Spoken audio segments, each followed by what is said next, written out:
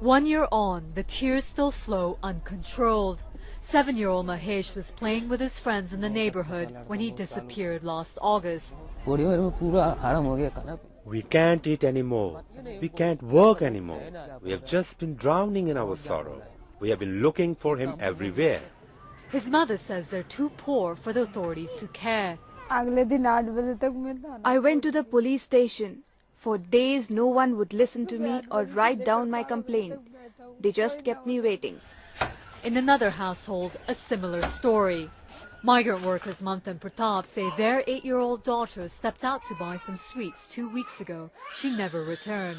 We are hearing such small children are being raped these days. What's happening is terrible. We're so worried about our daughter, they say.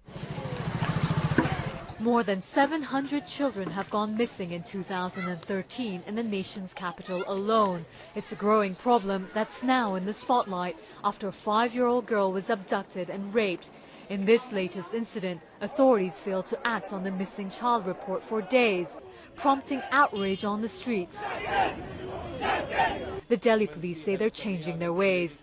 Earlier, when the child went missing, cases were not registered.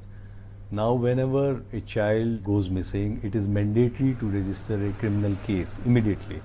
They are kidnapped or they are trafficked. Official records show a child goes missing every 8 minutes in India, and almost 40% of those children are never found. Most of the crimes against children begins with this missing phenomena.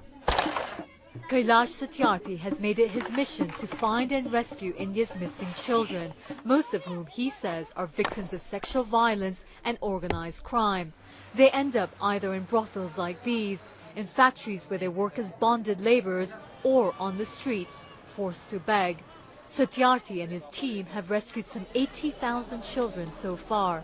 If the police is held accountable, then this problem will not happen. Because police has competence. In cases of rich people, police acts very fast and the children are traced back. But when it happens in case of the poor people, it never happens. The police admit there are shortfalls, but they say they're simply overwhelmed. Police is doing its best, but it's overburdened also. At best, what we can do is motivate our staff. They should think that as if their child has been missing and act accordingly. Laws against child trafficking and slavery have recently been strengthened, but there's still no legal framework to handle missing children. With attention now focused on the safety of women in India, many activists hope the issue of missing children will also be taken more seriously. Samima Udas, CNN, New Delhi.